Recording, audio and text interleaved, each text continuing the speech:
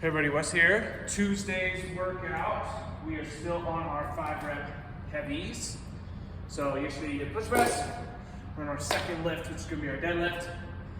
Hopefully you've been building on this and have a good idea. 2 weeks ago, so after the deload week, or before the deload week, we were ending with 2s.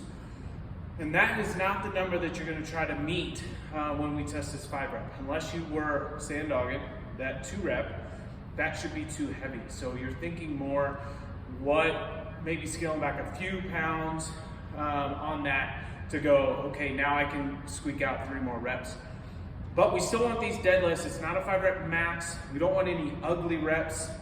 Yes, they can be difficult, but we don't want anything where your back's falling out of position or you're putting yourself at risk for injury on these reps. One thing we can think about on our deadlifts as they get really heavy is our breathing. Okay, last week we were doing a heavy deadlift workout, and there was a point at the workout where I noticed I was trying to go down, and I was trying to catch my breath. I sort of lost my breath, and I lost all of that bracing that was in my core, and I felt like, man, I really got to reset on this next one. So when you get, and this is just a tip for strength or any workout, if you get that feeling, go ahead and reset, and make sure you're set. Don't just hold on to the bar for the sake of holding on to the bar. When we get into that deadlift, that first one, we should be getting nice and braced, pulling that slack out of the bar, holding that breath until we get to the top, okay? Or as we're coming up, okay, you can let that breath go. But we should make sure we're nice and set here again. Take that breath, nice and strong, touch and go, where we're gonna hold the breath here and let it come back out once we get to the top, okay? So each rep should be a big breath to start.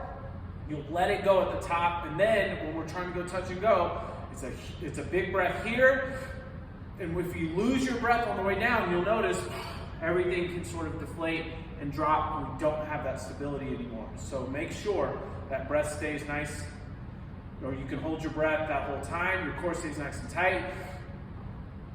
Nice and slow down, touch, and go. So then you can let that breath go at the top.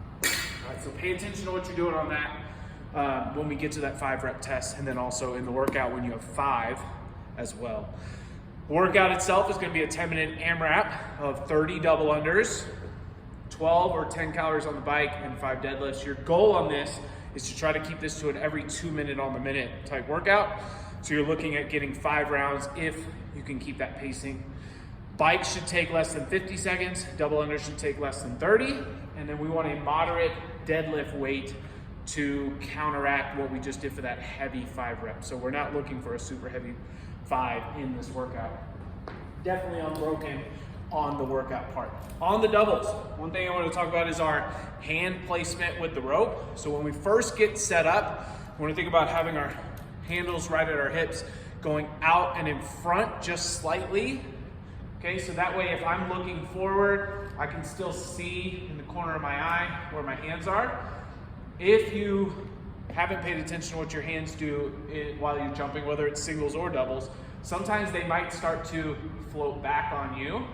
And what that does is make it more difficult for us to bring that rope into the right spot for it to come down and then under our feet. So if we're always bringing the rope back, okay, we're making it very difficult for us to hit consistently. And then normally what happens is as we go back, hands start to go out, we're shortening the rope, and then we're really in trouble trying to jump on that. So if we can, even if we're just going singles, try to keep those hands in the same place. Don't have them moving all the way around each time. The other thing is our feet. We've talked about it a lot in class. Let's see if I can get it here. Is our feet on double unders. We want to think about being in that hollow position. So as I jump, I'm going to actively point my toes down towards the ground, keep them together, keep my body tight. So I'm finding this position each time.